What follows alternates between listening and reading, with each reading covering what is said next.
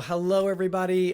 Welcome to this podcast episode. I'm really excited about this because I know that my podcast is called In the Growth Space, and my guest and I are doing something that is really in our growth space. We've never done this before. So we're going to have a podcast where we put it on both of our platforms. My name is David McGlennen, if you don't know me. And in just a second, I'm going to have my guest, Bill Ilgenfritz, introduce himself. And I'm really excited about this episode. Bill, welcome, and tell us a little bit about yourself. Introduce yourself. Yeah, David, thanks for having me. And yeah, I love it. We're both growing, both learning here. We'll probably make some funny outtakes, but that's what makes the show special for sure. Exactly. So yeah, my podcast is Still City Growth, and I think this is a great. I think we have some similar talents and work together. I think this would be a really good podcast. But yeah, my name is Bill Ilgenfritz. I host Still City Growth. I'm a business broker. I've gotten in the field about 20 years ago, and tell a little interesting story. Actually, I became a respiratory therapist and a nursing home administrator, and moved my way up. And one day, I was helping my current that company get acquiring other companies. And I really enjoyed it. And so I went into the office of the CEO and CFO and said, hey, I'd like to do this full time. I would like to strike out on my own. And they were very supportive, but they taught me something that day. One of them said to me, hey, so you want to work in the M&A space? And I looked at him and I said, sir, I respect you. I think I do because I know you're very knowledgeable, but what is M&A? And he laughed, and he said, that's funny. Son, it's mergers and acquisitions. That's what we're doing. And I laughed, felt, definitely embarrassed and gullible and like, oh my gosh. But it taught me, obviously, hey, if you're going to present something, prepare yourself. So he said, listen, go home, make a presentation, come back to us when you're ready. That's 1 month from now, 6 months from now, 2 years from now. And so I did. I went home, prepared a very good M&A speech, my strategy, and present it to him. And here I am 20 years later now as a business broker in the M&A space. That's amazing. And you know what M&A means now. Yes, I do, for sure. It's That's so great, man. That's such a great story. And I love the fact that, it was kind of organic how you were working in that field but you wanted to expand it and just, go out on your own. What was that like going out on your own for the first time? Scary. It's scary because you're going out and you're trying to connect with these business owners. I'm like, it's their biggest decision in their life. They're either selling a business or buying a business. So they're selling a business after they put their blood, sweat, and tears, 20, 30, 40, 50 years in this business. Or they're in a comfortable, say, corporate rural job and they want to strike out on their own. And that's very scary. Go from, a salary to zero income. Possibly. And so it's really scary, but I enjoy really helping people for sure. Yeah. What do you think what's the mindset of a business owner who, is going to think about either buying another business or selling their business? I mean, I know right now there's a lot of talk about all of the baby boomers and the Gen Xers, getting ready to retire or retiring. And, there's a lot of business owners that are either not sure of how to do that, how to pass it on, or how to sell it. What are some of the considerations that they need to, make sure that they're doing it the right way? Yeah, that's a great question. And I'm going to defer to you a little bit in this question too, because I think you kind of really pick up on this. But the biggest thing I would say to you, if anybody who listens to this, they walk away one piece of advice, here's what I'm going to say. Plan ahead. Plan 3 to 5 years ahead. Definitely minimum 3. I'm talking 5. I'm talking possibly 6 or 7. Minimally pick 3, years, plan 3 years ahead. If not, it can cost you.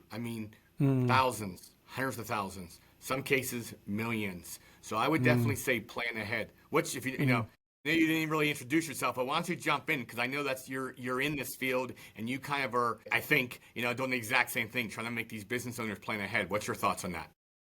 Yeah. So my name again is David McGlennen, and I got into the space of leadership development and really growing, especially emerging leaders, because well, number one, I was one and I wasn't prepared when I had to step in and take over our family business because my father passed away suddenly.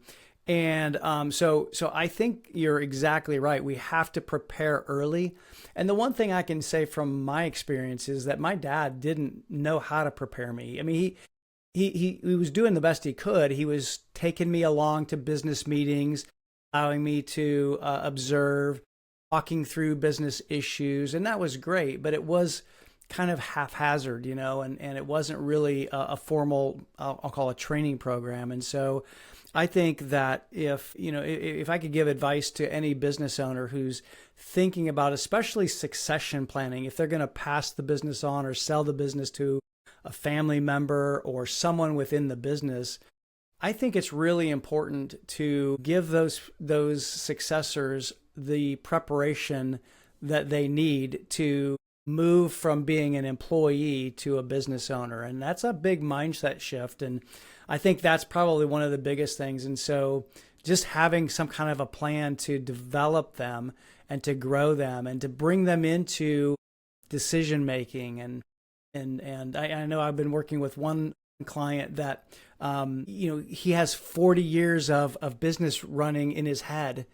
And now it's getting it out of his head to the next generation of leaders. And that takes a little bit of time. You're not going to do that overnight. You're not going to do that sometimes not even in 3 years. So I think you're spot on when you talk about, taking some time and having a plan. Yeah, I love that answer. And here's what I'd say, I ask my sellers, have you taken a vacation? And some of them say no. And one, I think you need to have, work-life balance. But the reason why I really asked that question is exactly what you just said, kind of, if they can't take a vacation because things fall apart when they're gone, they have all that knowledge in your head, like you said, that's more of a job they're trying to sell versus a business. Right. So, are they able to take a week, 2 weeks off and the business runs smoothly? 3 to 5 years ahead of time, and I'm sure you'll touch upon this also, but, getting your books in order, getting processes down, like you said, sharing information with either, if you're going to give it to your son or, another partner, getting that information to them, or getting it down on paper and putting things in place so that the buyer could have those same knowledge that's in your head of those 30, 40 years. Yeah. What's interesting, you said something that triggered a thought for me, Bill. And one of the things that I think applies to all businesses, whether you're a business owner or maybe you're a CEO of a business that, has other shareholders, other partners, but, being able to take a quality vacation and having the processes in place to be able to do that, man, that is so important in any business. We have to be able to take time away. And if we haven't prepared the people who are running the business when we're not there, then you're right. We've just got a job. We've actually got, it's kind of like being a slave to the business. And I think that's a really poor way to live and a poor way to have a business, to be honest. I agree. And honestly, one of the very first questions that buyers ask me is kind of that question. What systems are in place? Because especially nowadays, there's a lot of buyers who are looking at companies and they want that strong number two. Is there a strong number two in the company that can kind of run day to day? Not that the buyer doesn't want to be involved, but they really want, was there a number two that was trained by the current owner to run this? And that first question eliminates a lot of buyers. Like I would honestly say 50%, just boom, I'm done. I'm done with it. If there's not a really good, there's a strong number two. And then if there is, if there is a number two, they start asking more questions. How long have they been with them? How long they trained? What are they doing? And so really, I know I keep harping back to this 3 to 5 years, but really planning ahead and getting consultants and advisors to help you 3, 5, 6, 7 years on the road to start really preparing your business. It does. It makes a huge difference in the sale value. Well, and that's interesting because one of the things that I have seen as well is not just a strong number two, but also just a strong leadership team. And it kind of depends on how big the business is. I recognize that. If it's a small business, maybe, mom and pop, or, dad and son, or mom and daughter, whatever the case may be. But if it's a little bit bigger company, there's going to be some kind of a leadership team that needs to be able to be in place to help run the business in an efficient manner.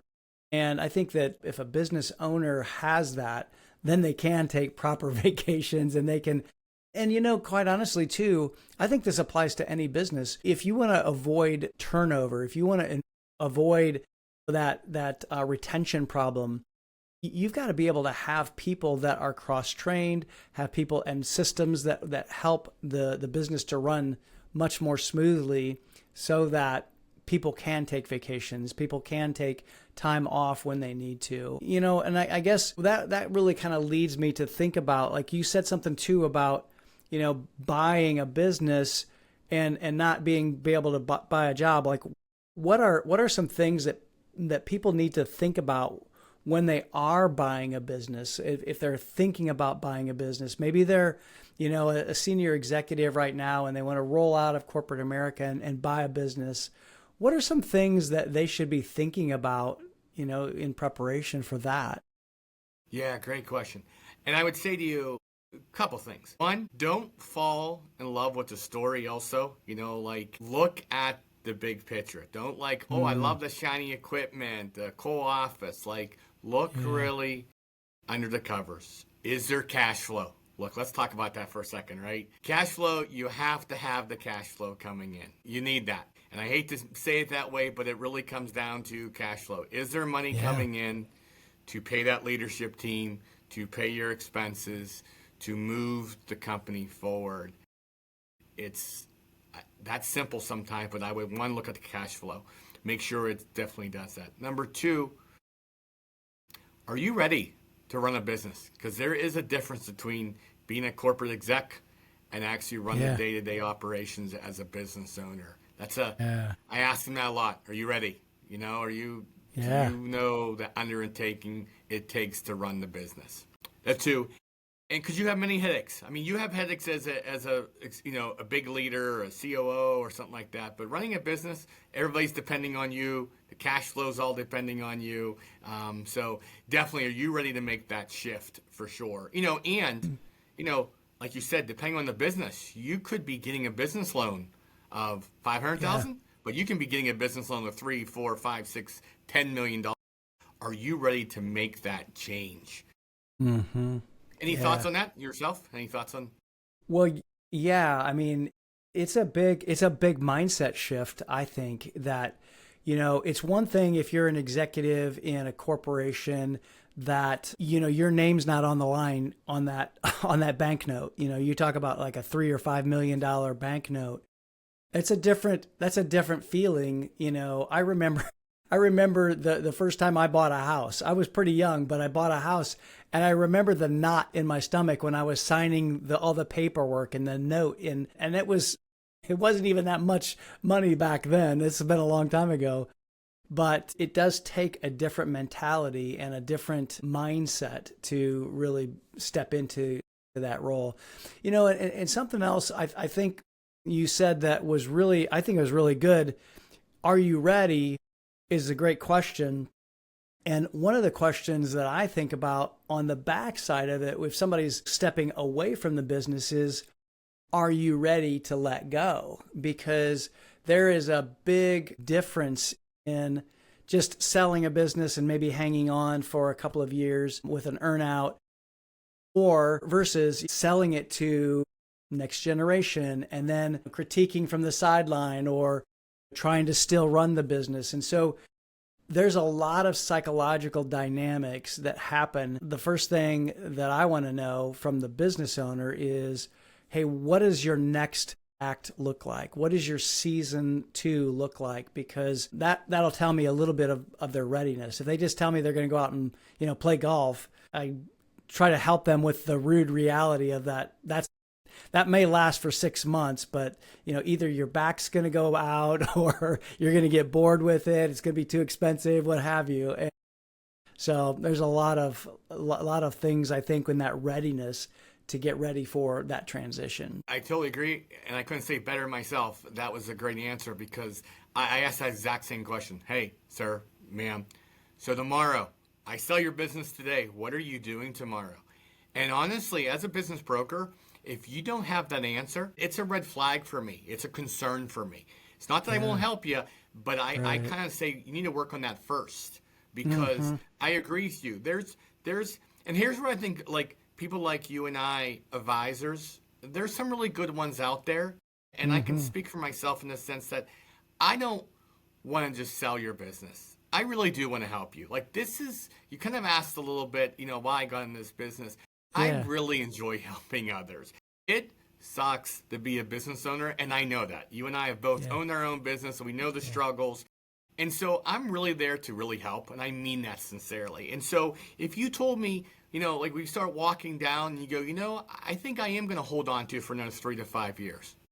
That is fair. I respect the honesty. Go do it. Good luck, and I wish you well. And if I can help you, though, I will do that. If you say, hey, I thought about it. You gave me some thoughts about a partner or my kids or my relatives, and that's what I'm going to do. I'm happy to help that way as well. And if you say, hey, I want to sell my business, then, do you want to let go completely?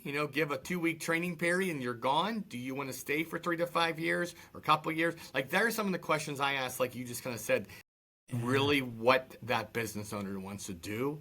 And that's what I think makes it a successful sale. Yeah. Well, and I think sometimes there's maybe a potential myth, and maybe you tell me if I've got this right, because I think there's a myth that if I'm going to sell my business, it's just like, hey, I'm going to get bucket loads of money. I'm going to just kind of walk away and, life goes on happily ever after. And, I think it's a myth because there's a lot of emotion that's tied up into that and identity that's tied up into the business. In a lot of cases, there's business owners that have spent decades building a business, and their growth space, their next step is going to be growing into their identity of a former business owner. What do you think about that? Oh, I totally agree, and it's scary. Look, it's scary when you're letting go. It is a big part of you. You've been a business owner. When you go to a party, hey, what do? I own my own business. Hey, like that's what you do. You're at sporting events, talking to friends. I'm a business owner, and all of a sudden, you're not, possibly. Yeah. And so, I agree. What are you going to do next? And that's what I'm saying. I know we keep saying it, but planning ahead really and talking to your advisors to see and thinking and some soul searching on what you want to do. So I agree, that myth. And that's why sometimes, that's what I'm saying, if we go through some of these steps, you find out like, hey, I want to sell my business or I want to transition my business to my son, but maybe not today, maybe 3 to 5 years. And you start preparing yourself. You start going down that path. You start preparing your son, for example, or you start saying, okay, I am going to sell a business to an outside buyer, but you start planning ahead and looking for that next chapter and all those things. That's what I think is smart. Yeah. And you said something that just triggered a thought for me too. And it's one of those things that as people are evaluating these steps and evaluating what they're going to do and how they're going to take action next, whether it's sell their business, transition their business to the next generation, these aren't things that just can happen overnight. Kind of going back to our earlier conversation about taking 3 to 5 years. I mean, some of these questions that we ask take time to unravel. It's kind of like, I like to use the metaphor of an onion. You peel back a layer and there's another layer, and then you have to peel back that layer and so it's not just like in a second I'm going to find out that answer to that question and boom, I'm done. It doesn't happen that way. So we have to make sure that we give ourselves time to think and to feel into those decisions and just allow time to let those conversations even take place. Yeah, and something interesting you just said, that it does take time. And if you're selling your business, let's talk about selling a business for a minute. If you're selling your business, I feel you got to kind of stop thinking as an owner and start thinking as a buyer. Yeah, What's the sure. buyer looking for? I hate to say, but the buyer's not buying your memories. It's not buying the long nights. It's buying really your numbers. So taking time and talking to your CPA and get your books in order, organized, clean books, getting them system in order, like you said, Yeah. getting them all written down or passed on. And that shift in mindset can really truly add 6 or 7 figures to your exit. But it takes time. Yeah. It takes time to Yeah. do that, for sure. You said something there that I think is important. I'd love for you to expand on, get your books in order. So a lot of business owners probably would think, well, my books are in order. However, in the due diligence process, I know that there are things that you have to look at, owner add backs and things like that. To talk a little bit about books, the accounting for a business for a second, especially when it's a Yeah, it's great. small business. Yeah. Yeah, look, the accountants are doing their job in terms of they're trying to obviously have you pay as little taxes as possible, right? And that's what Right. they're supposed to do, right? Sure. And you are obviously trying to, legally, we're talking about legal, ethical, Yeah. do, but, not pay more taxes than you have to. Use the Right. tax rules to your advantage, okay? Yeah. But yes, add backs are a very funny thing because remember, most of the time, buyers are getting a bank loan. If they're not and they're just getting cash, that makes things a little simpler. But most of the time, 80 probably or more, you're getting some kind of bank loan. Or let's say there's investors coming in, they look at things, right? So it's a kind of a bank loan.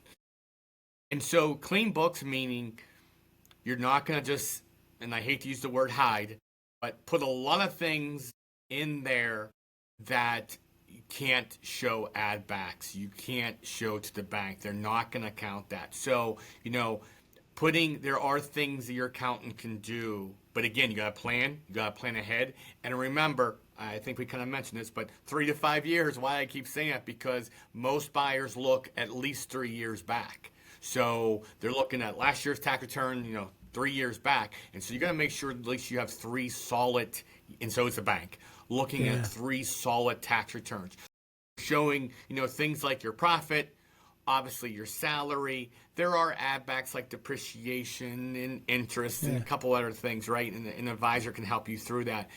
But you can, do draws and you can do certain things that legitimately you can show. But if you're like, hey, pay for my golf membership at $10,000 a year, that might be good 5, 7, 8 years ago. But when you're trying to really show your business value, you want to really show the cash flow. You want to show I make X, my salary's X, my depreciation's X, and make it very simple and clean. So when a bank looks at it, they go, yeah, this person makes 500K. They have 3 million in revenue. They make 500K. Times that by a multiple. This is a fair selling price. My risk is good, meaning, hey, there's no things hidden. It's very, very simple to see. I'm willing to lend that $3, $4, $5 million. Does that make sense? Did I explain that Yeah, well? yeah, absolutely, absolutely. You mentioned something that so I know that I've been working with some business owners and sometimes the successors who are maybe taking over the business or going to buy the business from mom, dad, whatever. They may not understand some of those dynamics of the books. How do you help them like learn about the accounting and maybe that it may not be your job, it may be the accountant's job, but like how do you help them, kind of work through and understand some of those basic accounting terminology and just how the books actually work? Yeah. Really, I think part of my job is to be that resource. And so some of it, I didn't sleep at a Holiday Inn last night, so I'm not a CPA, but I know Yeah, enough yeah, to make myself dangerous. And so the simple things that just kind of explain to them, I love to yeah, walk them through and talk and explain and how a bank loan works. But yeah, I definitely say, hey, look, it's important to sit down with a CPA and learn. The other resources like small business developmental centers. You can go to them, a Pitt, a Duquesne, that really has all these programs. advisors like you, I mean, we're going to touch base here a little bit with what you do here soon, but advisors like you who can sit down, spend the time, and talk to them and help them emerge in their own leadership, right? And kind of move from one step to another. That's what I try to do as a business broker a lot of times, is share my resources with them so they can truly understand what to do. Yeah, yeah. Well, and you talked about advisors too, and what are some of the common advisors that a business owner is really going to need? I mean, the obvious things are, lawyer, accountant, so, and probably banker then too. Are there other advisors that you routinely come in contact with when you're either buying or selling a business? Yeah, I mean, I think a business coach is invaluable. I think, and you can call them whatever you want to call them, but a person who has been there and done that. Yeah. Listen, here's what I think a lot of times. I know you and I talked before about this podcast, our podcasts. And I think one of the reasons why we're both doing this podcast is to help other business owners out. Because I know there's times I'm driving in my car and I'm frustrated and I think I'm the only person that has this problem. But, probably 20 million other business owners in Pittsburgh have the exact same problem, Right. And so the part of the reason why I use the podcast is like try to hopefully give some information out there for business owners, or at least let them even hear like it's not just you, right? But I think by using that business coach, kind of going back to your question, having a business coach or a business group that you can go to and talk, hey, I'm having a staffing issue. Any thoughts? Hey, I don't understand my books. Right. Can you help out? And people who've been there, done that, I think are extremely a valuable resource. Yeah, no kidding. Yeah, I think that as sometimes there's also a myth where the business owner has to know it all, right? And you're not going to know it all. And so you really need to have these advisors around you. You have to have people around you, whether it is another business owner. I know there's a lot of business owner, I call them a mastermind or peer groups.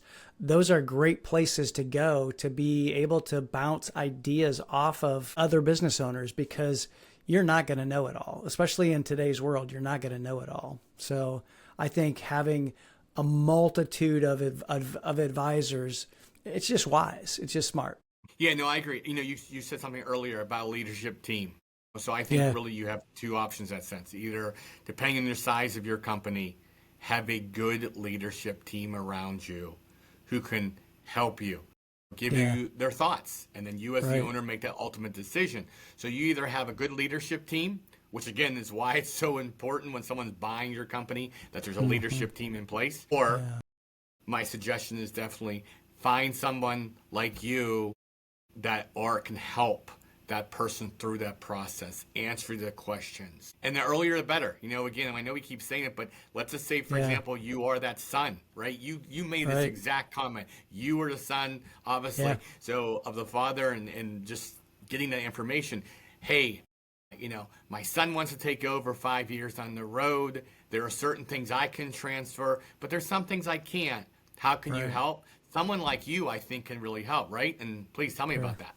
Yeah. I mean, I think sometimes having an outside party facilitate conversations and just asking questions is so helpful, because I'm going to think of a question that you may not. And I think that that's really beneficial to the conversation and the process of evaluating, the transition, the sale, because I can ask the question, even to the successor, do you really want to take over the business? I mean, it could be that they don't. Maybe they're in the business just because that's what we do. We have a family business. But asking those hard questions, it's easier for somebody like me, who's an outsider, to be able to come in and ask, well, tell me about this.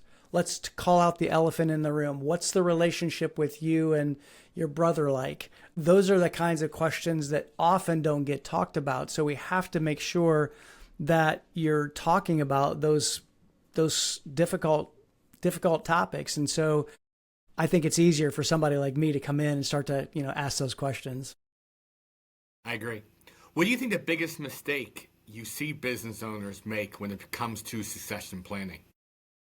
I think not having those hard conversations is the first thing that comes to my mind. But also, I think not starting soon enough. If you're a business owner and, you're in your mid 50s and you think, well, I'm not going to retire till I'm 70. As far as I'm concerned, it's not too early to start having those conversations about like, what are we going to do to transition the business? How is it going to impact the family? What do I want to do after I'm active in the business? I mean, and there's a multitude of things to think about. One of the mistakes I think is just only thinking one way, that, okay, I'm just going to sell the business and I'm out. I'm retiring at 65 and then I'm done. It doesn't have to be that way. I mean, you can relinquish some control and become more of an advisor. You can start to step out a little at a time. And, who knows, maybe you come into the office for 3 days a week instead of 5 days a week or 6 days a week. And so I think the mistake that a lot of business owners make is thinking it's only one way. And so those are a couple of top of mind thoughts. No, I agree. And I know we keep saying it and we probably feel like we're hammering over people's head, but it's the truth. Starting early and being what you said, I think is so important. Getting an advisor who can ask the right questions. Because all those questions you mentioned, in my view, are brilliant questions, like really getting through. And I do agree, as an advisor, it's a little easier for you to ask those questions because there's no emotion in a sense. You can say, how's dad and son? How are the two sons? How's son and daughter? Like, you can ask those questions. And the other thing is, as you mentioned, sometimes those kids will say to you, hey, David, I don't really want to take over. Yes. I'm just afraid to tell dad. Do you find it happening? Yeah, absolutely. What's interesting is I don't ask that question only once. I ask it a multiple times because, on any given day, they could be truthful. They couldn't, maybe they're having a great day. And then some days they're not having a crappy day. And so you have to kind of even that out. But yeah, absolutely. I think it's really important to keep asking the question, do you really want this business? If I'm talking to a successor, and then also when I talk with a business owner, giving them the freedom to be able to think through the range of possibilities for their eventual exit. And I think that's a big one. When I said something just a minute ago, when you talk about, things that mistakes that people make, I think one of the mistakes they make is just not taking enough time to think through all of the options that they have available to them. I think it's been, sold as, retirement is at age 60, whatever it is, 67 now, I guess. And then you're done working.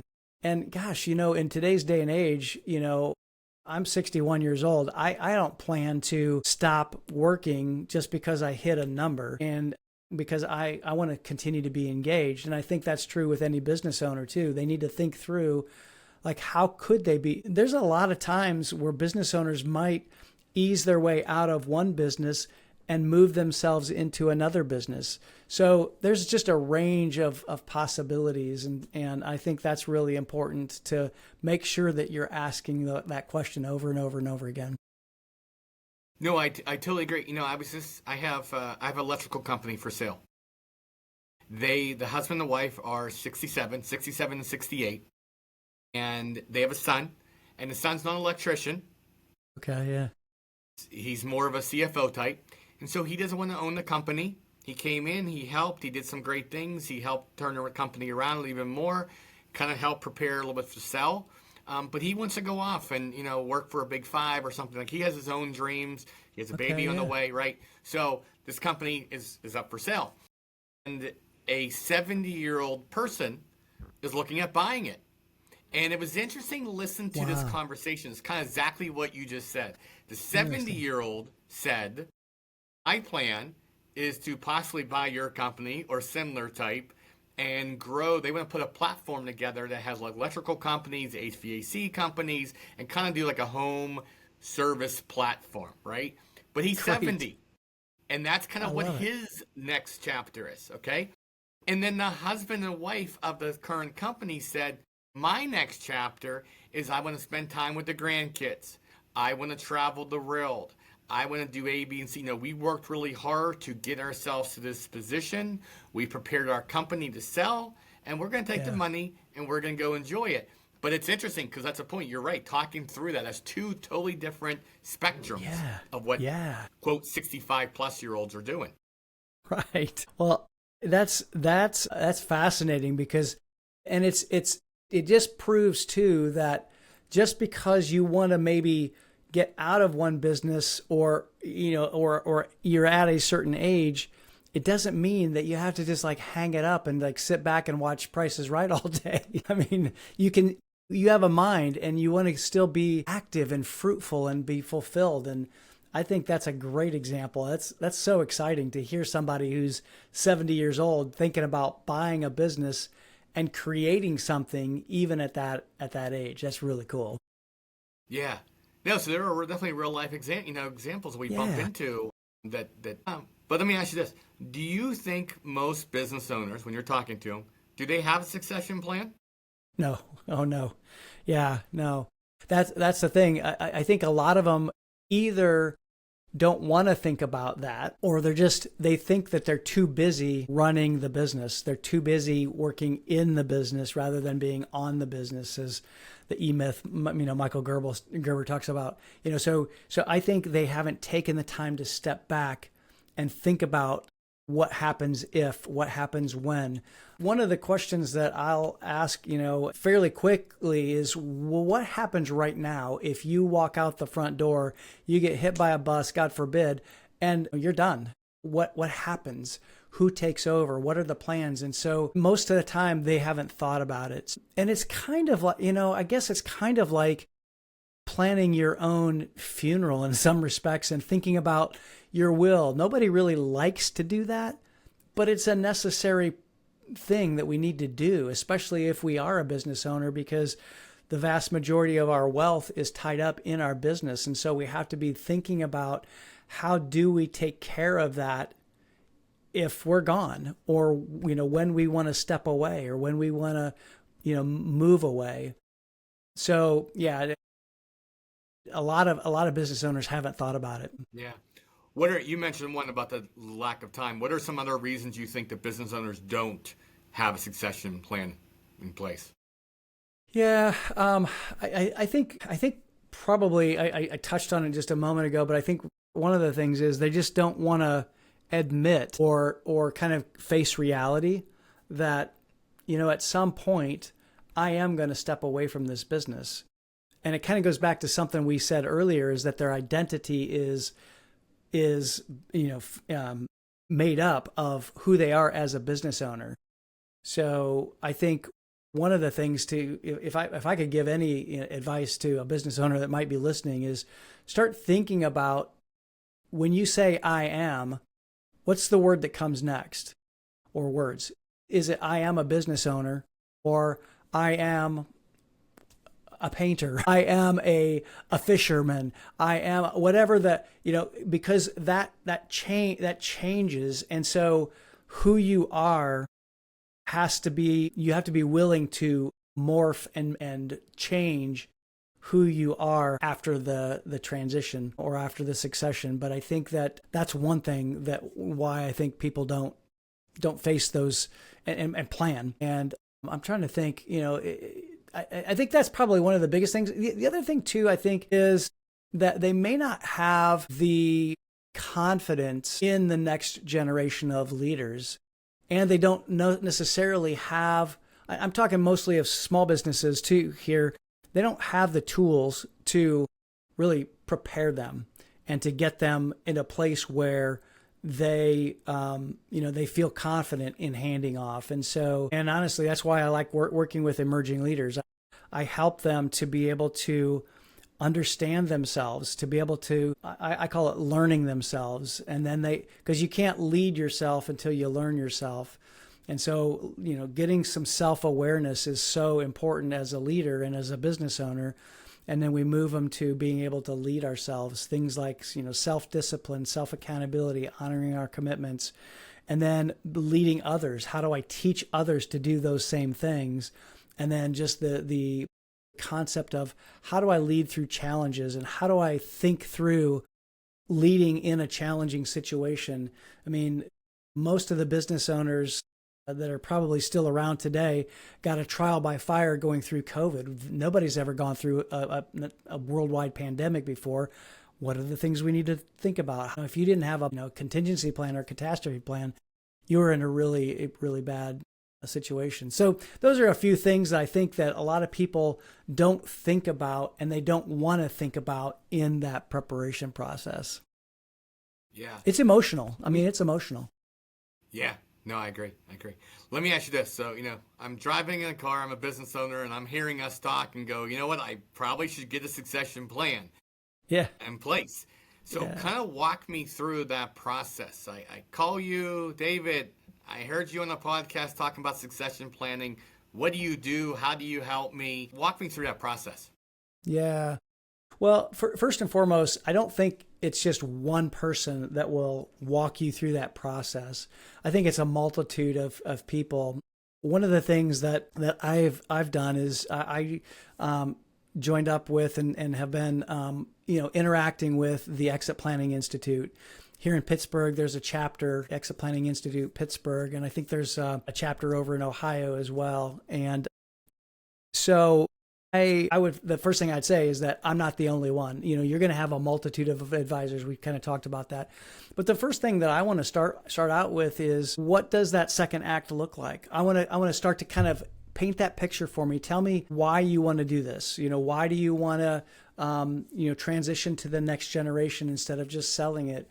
Or what are your ideas, or what are your thoughts? So there's going to be a lot of conversation, and quite honestly, I mean, a lot of the first steps are simply coaching. And it's not coaching in the sense that a lot of people think about coaching, about somebody who is just telling you what to do.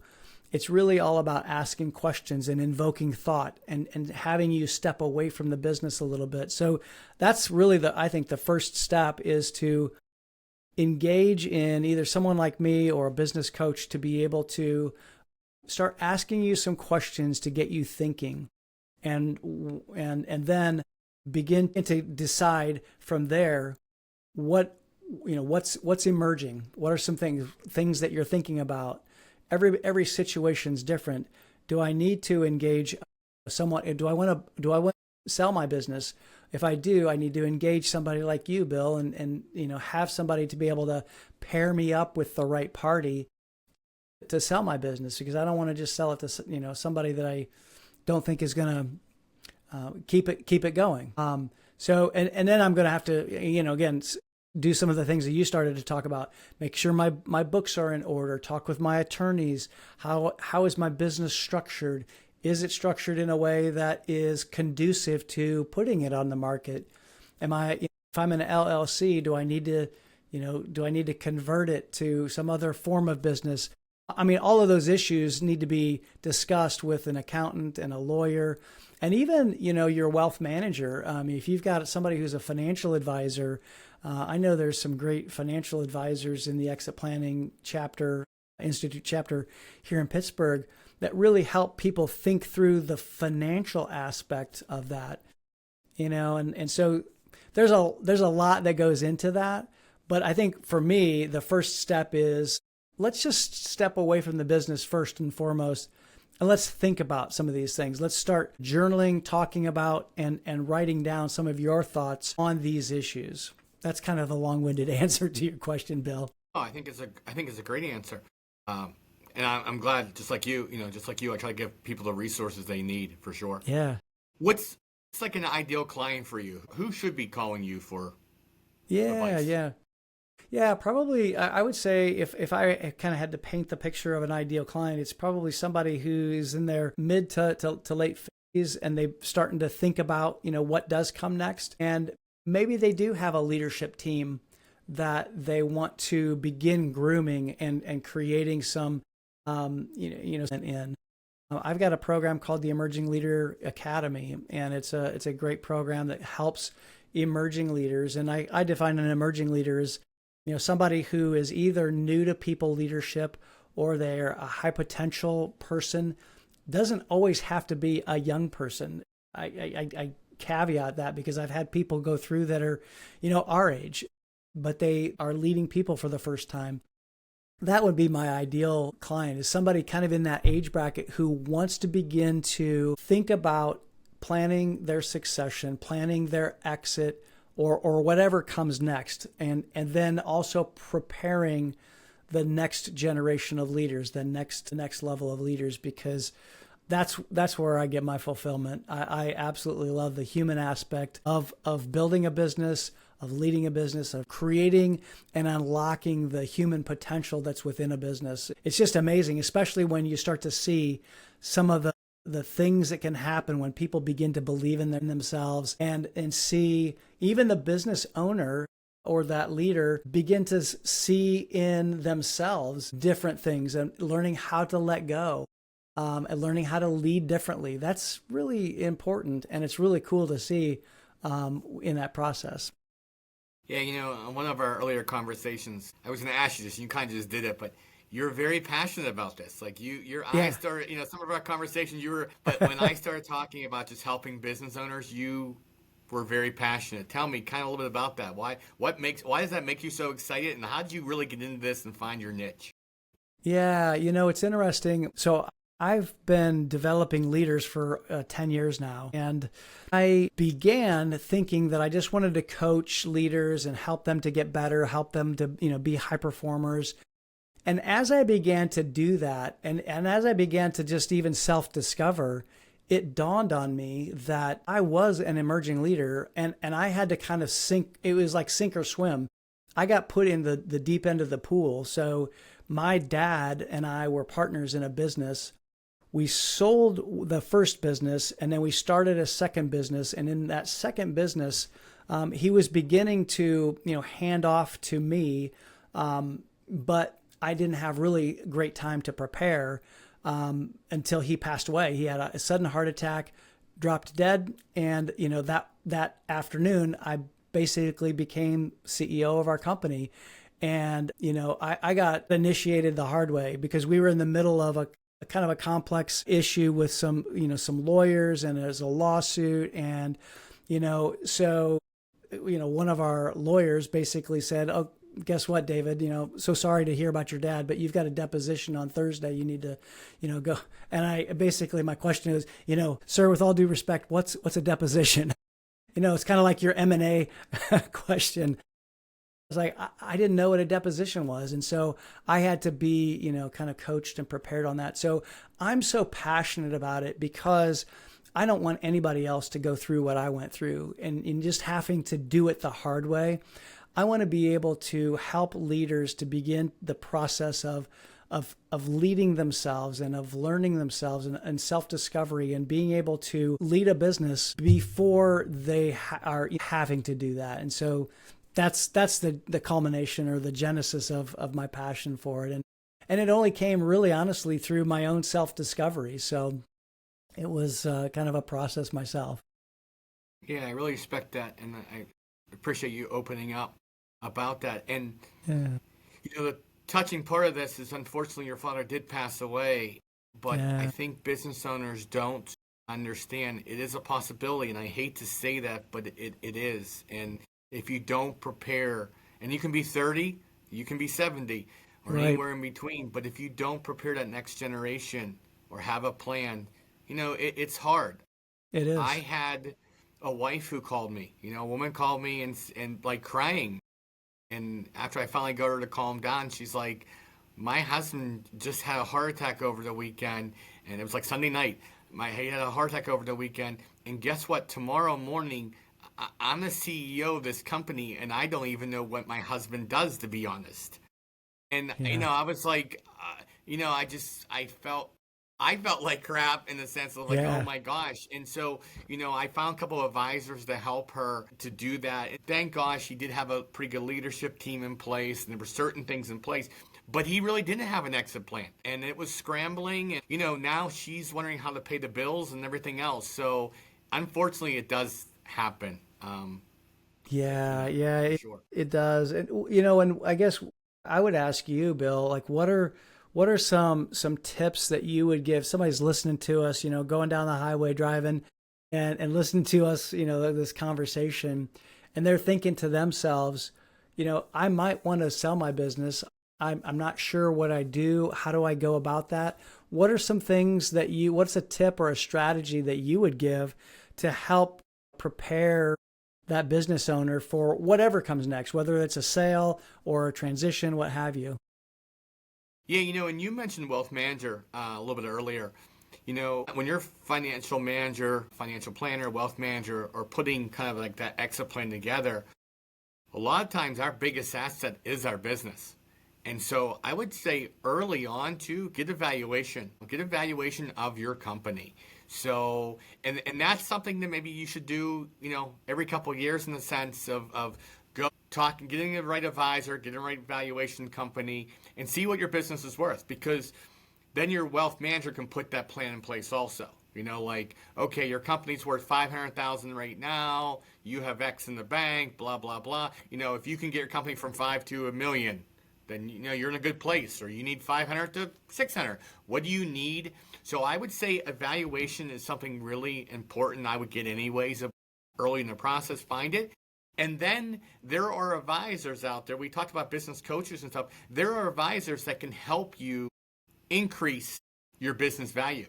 And it's not just about, go get more sales. Like that's not just the answer. The business valuation is also about risk. Right? So for example, you have systems in place. You don't have systems in place. How old's your equipment? How new is your equipment? Are you doing the right taxes off of that? So there's a lot of things besides just, hey, go increase your revenue. Just go increase your profit to increase your value. There are things, because really, if someone said to me, and this is not the textbook answer, but Bill, what do you think evaluation is? I think it's like an assessment of risk. How risky is it for someone to take over your business? Because then that's kind of like how valuable that business is to me. And the same thing with the bank. You said, hey, I have a strong leadership team who's been with me 5+ years. We have all of our processes written down. It's ready to go. Our revenue, even a couple percentage, but our revenue goes up a couple percentage every year. We don't have, here's another key thing, is concentration of our clients. So if you have like one client who is 75% of your revenue, right? That's a risk, right? Because that client goes away, you just lost 75%. Or do you have a bunch of clients that all make up a couple percentage, or 5-10%, and that makes up your revenue? So if you lose one, it's not as risky, right? Do you have all new staff, or do you have staff that have been with you for a while? Is your revenue going up again, even if it's a little bit, but is your revenue going up, or have you been going down the last 5 years? So there are some of the things that if you get a business coach or someone to help you through and get that valuation and start getting that valuation number going up the right direction, that is a first step. And then talking, like I said, to your advisors and say, if you get X, you can sell. Hey, if you get this, you can turn it over to your son, and maybe your son just pays you X amount every single year.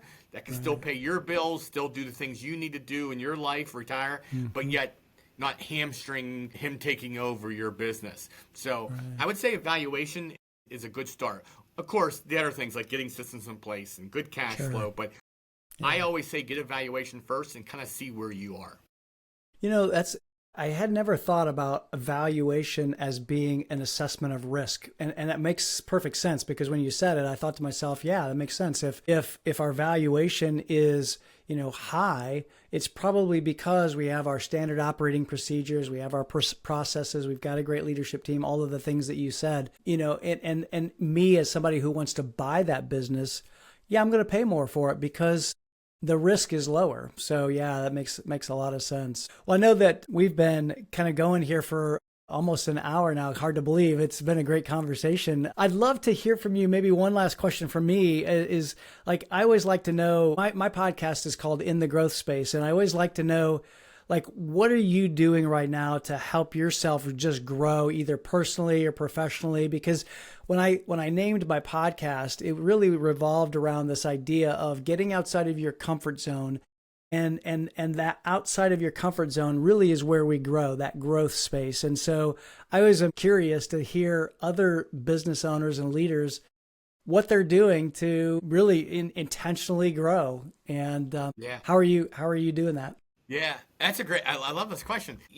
I love the water. I live in Pittsburgh, but I also have a small condo in Lake Milton, and it's summertime, of course. So I spend a lot of time on the water with my family. But the reason why I mention water, it's very calming to me. I will, after a long day, after a stressful day, I will go sit on the back porch or go take a little boat ride by myself. And religious is important to me, so may say my own, prayer, my own thoughts, but just reflect on, hey, did I help that business owner? Is there something else I could have did for them? Maybe I should circle back around. So I do a lot of reflection religiously and just self-discovery that way on the water. And the other Hmm. thing is I do jujitsu. I've been doing Cool. it for about 8 years. I just Love recently it. became a brown belt about 6 months ago, I'd say. And That's cool. what's interesting is jujitsu teaches me a lot about business.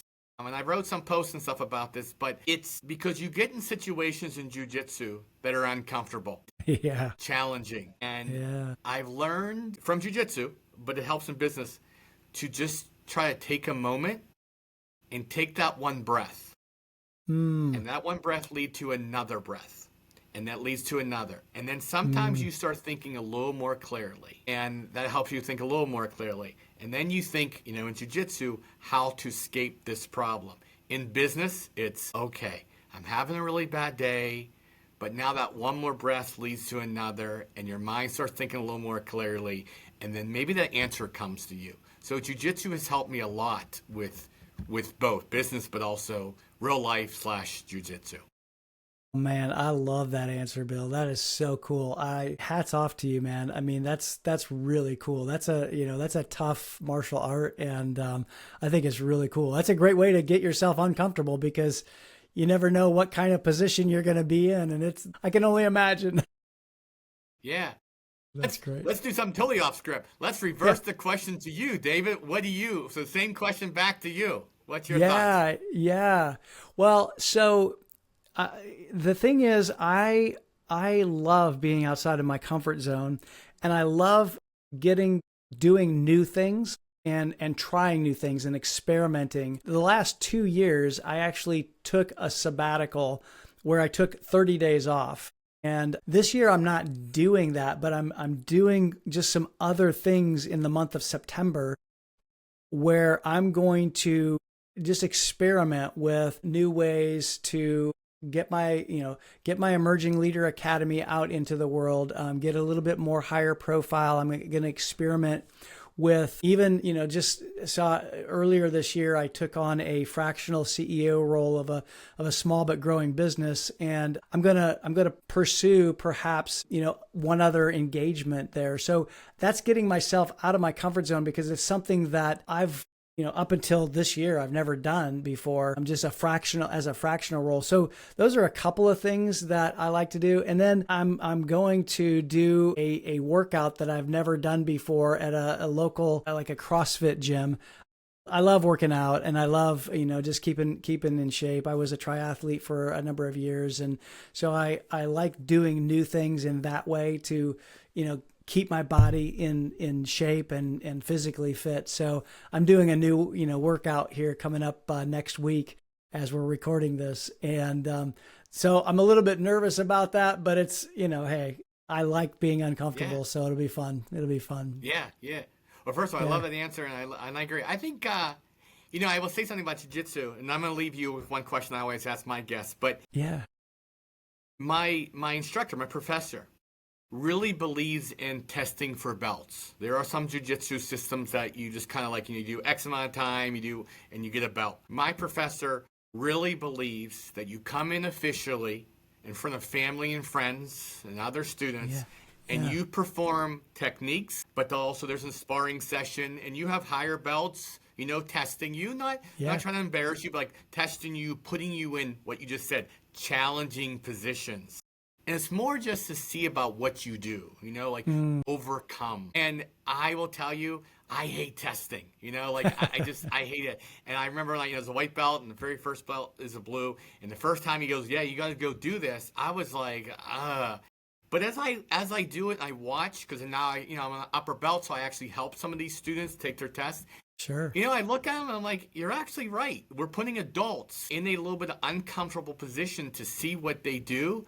But the moment that test is done and you're getting your belt and you look over and you see family and friends and other friends clapping and you like, wow, look what I did. Look what I learned. I overcome this. So I think, like you said, it's really important trying something new at the gym and seeing what you do. And some days you may wake up the next day going, holy heck, but it's a great challenge for sure. Exactly. Yeah. I'll wake up the next day and go, what was I thinking? Yes. Yes. That's funny. So let me ask you this question, and we can Sure. wrap up if you want. I always ask this very first question. What is the number one strategy for growing your business? Yeah, I think the number one strategy is really taking time to step back and think about your business, because there's probably a myriad of strategies, whether it's, sales strategy or a marketing strategy. But I think you can't do any of those things unless you've sat back and separated from your business long enough to be able to kind of think about it and reflect on what's my vision for the business? Where do I want to take it? Because if I don't have a vision for where I want to take it, any road will lead me there. And so I think, I loved your answer to my question about, how you reflect on things and think about how could I have done something different? What might I do differently going forward? Those reflection questions, I think, are so powerful for growing a business, because when you step back and you get out of your business, even if it's for a half an hour or an hour, it helps you to get perspective. So stepping away and giving yourself a chance to really kind of look at the bigger picture, I think that's the best strategy for growing your business, because it gives you an opportunity to see the whole picture and to be able to then say, okay, I think what we need to do next is, and fill in the blank. So that would be my answer. Yeah. No, that's an excellent answer. I love It's it. I definitely love been it, a Bill. pleasure, David, talking to you.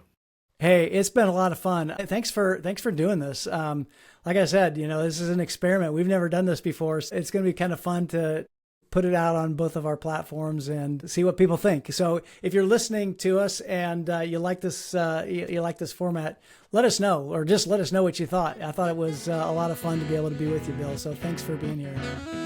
Yes. Thanks, sir.